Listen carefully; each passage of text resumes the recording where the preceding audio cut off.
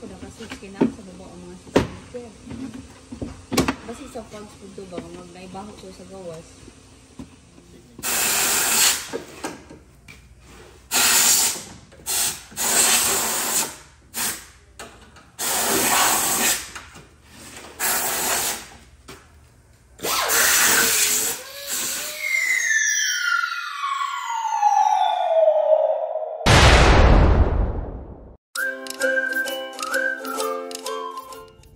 Good morning mga kol.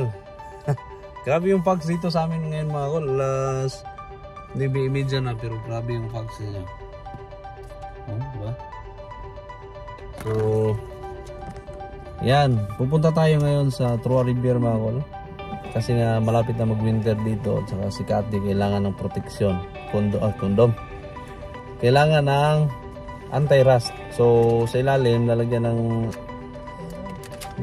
hindi ko lalagyan ng chemical para siyang oil, lalagyan doon sa ilalim para anti-rust. Yan, so ginagawa yan dito sa amin o lahat ng mga winter area siguro ginagawa yan para sa anti-rust kasi yung daan lalagyan ng asin, di ba? Magkaka-yelo yon. So lalagyan ng asin para yung yelo, yung ice matunaw agad. So yung asin pupunta sa sasakyan sa ilalim for several months. Kaya siyempre magkakalawang yon. So para may protection, lalagyan natin ng anti-rust. So Trois Rivières tayo pupunta mga kol. 55 minutes from here. So why Trois Rivières? So, pupunta kami ng Trois Rivières kasi mayroon kaming kakilala doon. So, shout out kay Lorenzo Macasiro. Siya yung may kakilala doon na Pinoy din, Bisaya din, taga Mindanao. So, di ko pa na-meet yung taong yon. Binigyan lang kami ng in-endorse lang kami doon, binigyan ng address. Yun yung pupuntahan namin. So, tatlo kami ngayon mga kol, si Kanor, ako, tsaka si Ian.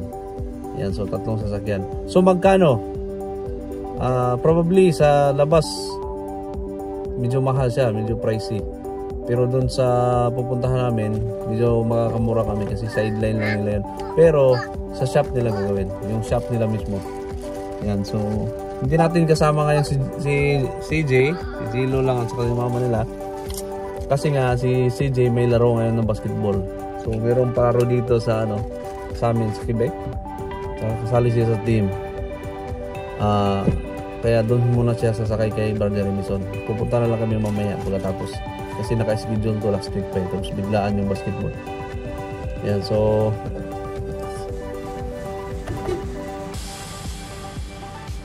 si Andy. Shout out kay Andy Vergara. Yan, so pupunta na siya sa basketball mga kol. Yan, so biyahe muna tayo mga kol. Without further ado. So, tara. Yan mga kol, dito na tayo sa Fix Auto. Yan. Fix Auto dito sa Trois Rivières.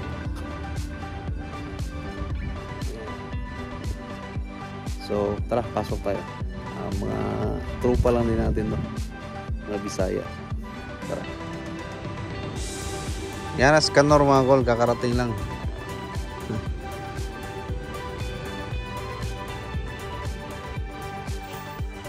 Yan, at nauna ng isa lang ang Subaru Impreza ni Mang Kanor mga kol.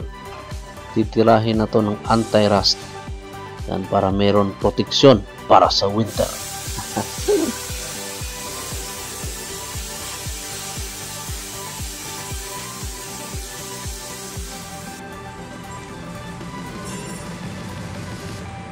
Anti-rust. At yun, sikat yun ang susunod na isasalang mga kol. Yan, tingnan natin kung magustuhan ba ni Cathy yung anti-rust. At sinicheck muna ni Richie yung paligid-ligid na puno ng linga mga kol. Oh, stick, halawang pala.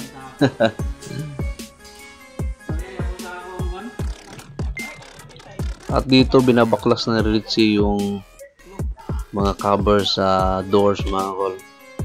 kasi nga lalagyan yan dyan ng anti-rust. So lahat ng doors mga kol, cover, tinatanggal, pati sa likod tatanggalin din para dyan ilalagay yung anti-rust. So yung iba daw mga kol, minsan hindi na yan tinatanggal sa ibang shop or binubutasan lang yung baba para doon ipasok yung parang gun tapos isprayhan. So pangit yun mga kol kasi hindi lahat ng area may isprayhan. So itong way ni Richie, ito yung pinakamaganda. Yan, so titingnan natin yung loob. So tuyong-tuyo mga kol, wala pang rust. Yan, wala pang kalawang. Yan, so first time din to lagyan ng anti-rust mga kol kasi hindi pa to nabuksan. Yan, so sabi ni Richie, first time din daw buksan ng yung cover kasi matigas pa. Yan daw yung palatandaan na hindi pa nabuksan. Fast forward muna natin mga kol para di kayo inipin. Let's go!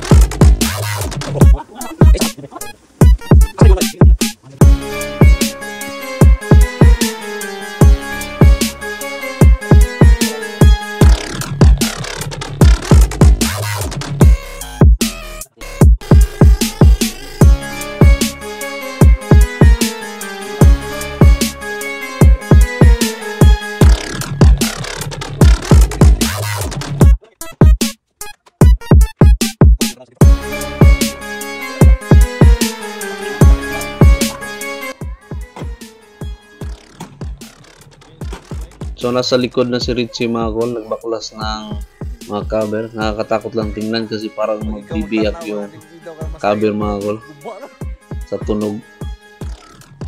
Yan, so titingnan natin yung pintuan sa likod mga kol kung may kalawang ba. Yan, so yan. So napaka tuyo naman, wala naman siyang kalawang. So actually wala pa talaga siyang kalawang mga kol.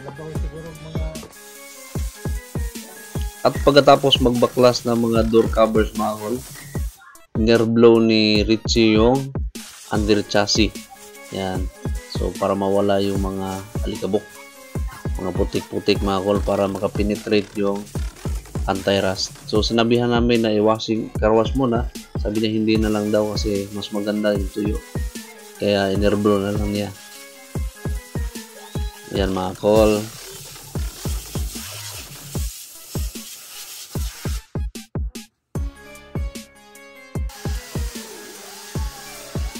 Ayan, nagsimula na nga siyang mag-spray ng anti-rust mga kol.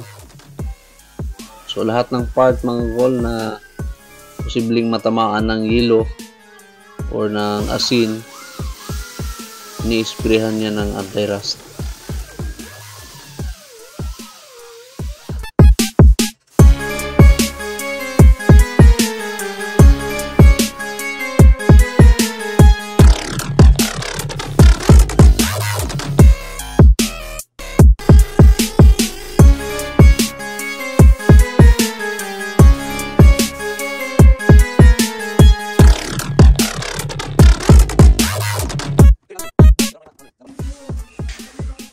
At yan yung ginagamit nilang chemical mga kol, OBR, anti-rust.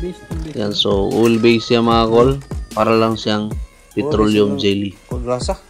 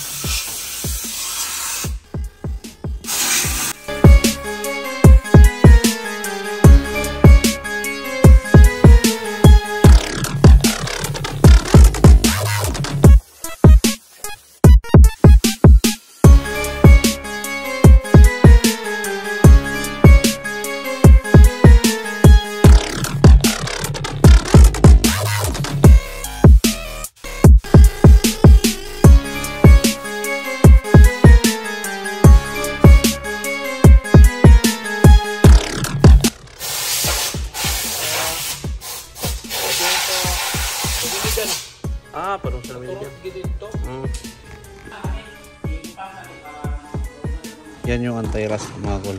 Yan o. Parang siyang grasa. Sa ilalim. Sa lahat.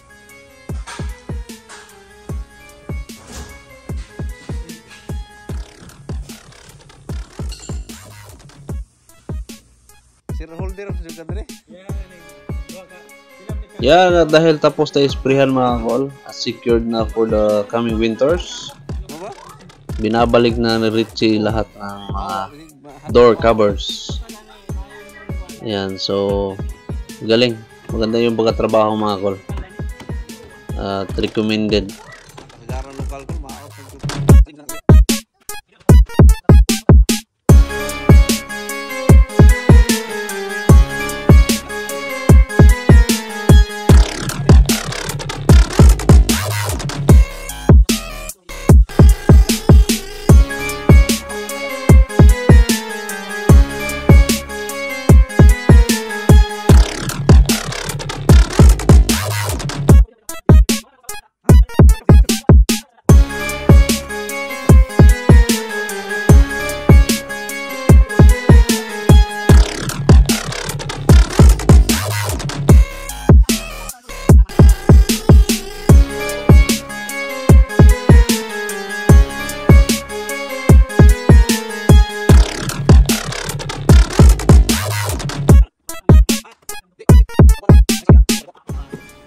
Ginistan sa distro lang.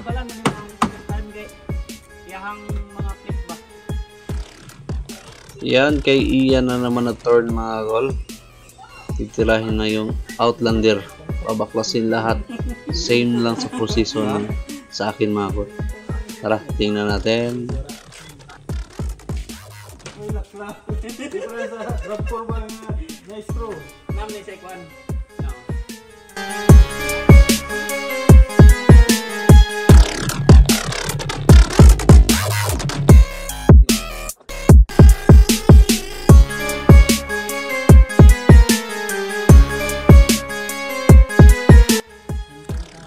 Goods na goods din yung kay Ian mga kol kasi sa mga sulok-sulok wala pa rin kalawang. Tinan nyo, tuyong-tuyo.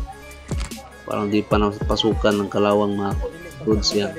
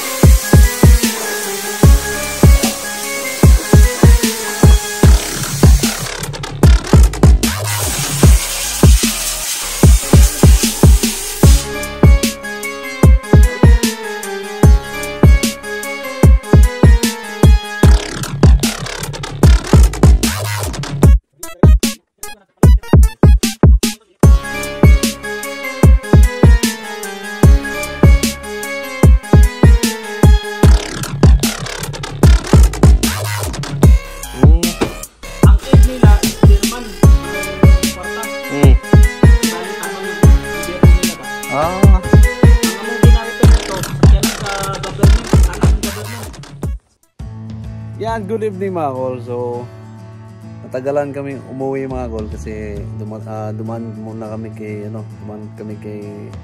Lorenzo, tapos kay Roland. Shoutout sa pamilya ni Roland sa Trois Rivières, saka kay Lorenzo Macasero. Saka congratulations kasi nanalo sila ng basketball. At saka kay Alvin ng Team Pawila sa YouTube. I-subscribe niya. Yan, so yan na yung kati natin na anti-rust na. Ready na to for the whole winter. Yan, so maganda yung pagka anti-rust nila mga kol kasi binaklas lahat nung side panel ng door. So baklas lahat doon sa likod, tapos talagang tinira ng buti ni Richie. So shoutout kay Richie ng Fix Auto. Salamat Col. Tapos yan, so yung bayad since kapwa Pinoy lang, so 60 lang. Yan, 60 lang yung bayad ng napakamura. And iwan ko lang kung tatanggap pa siya kasi parang sideline niya lang yun eh. So salamat sa iyo, Col Richie. Yan, so sa next video ulit mga Col, salamat and good evening.